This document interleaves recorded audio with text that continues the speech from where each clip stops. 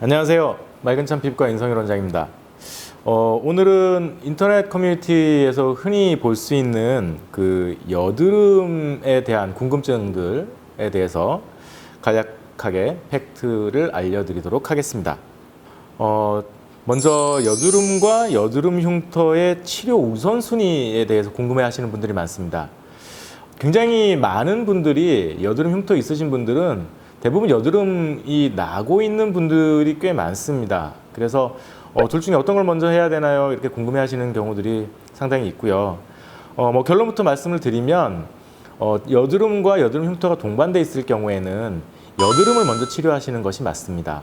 왜냐하면 여드름이 계속 나는 상태에서 흉터 치료가 들어가게 되면 흉터 치료로 인해서 여드름이 악화되는 경우도 흔하게 있고요.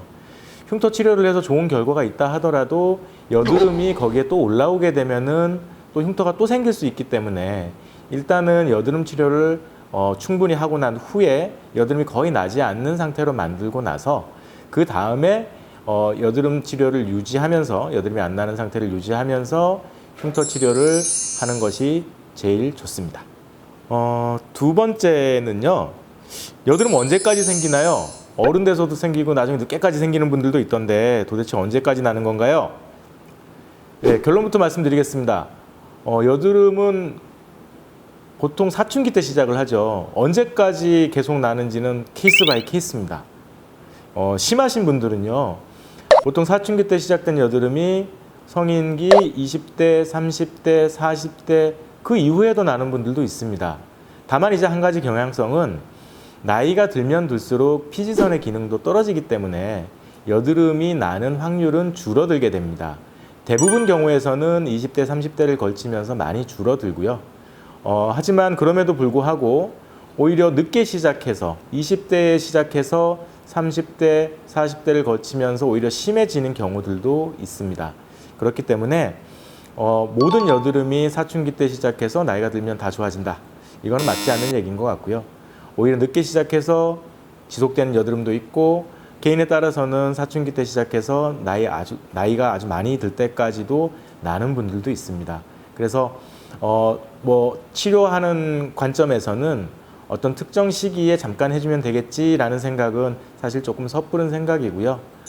여드름이 나는 그 시기에 따라서 나는 정도에 맞춰서 꾸준한 치료가 필요하다고 할 수 있겠습니다.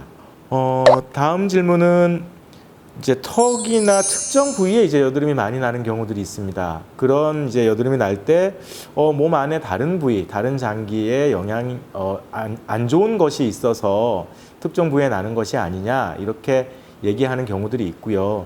특히 일부에서는 턱에 나는 여드름은 생식기 부위의 질환과 관련이 있다 이렇게 얘기를 하는 경우들도 있습니다.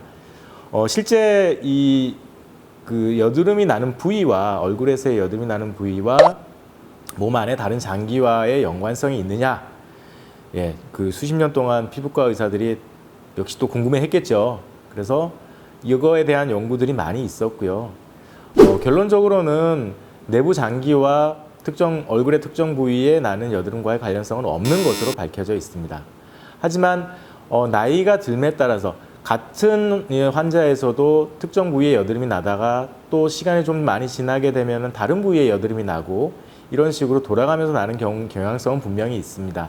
하지만 이러한 것이 내부 장기와 연관이 되어 있다거나 혹은 다른 어떤 특정 질환과 연관이 되어 있다거나 하는 것은 사실이 아닙니다.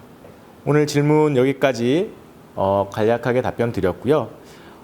여드름 치료는 기본적으로 환자에 따라서 굉장히 다양한 양상을 보입니다.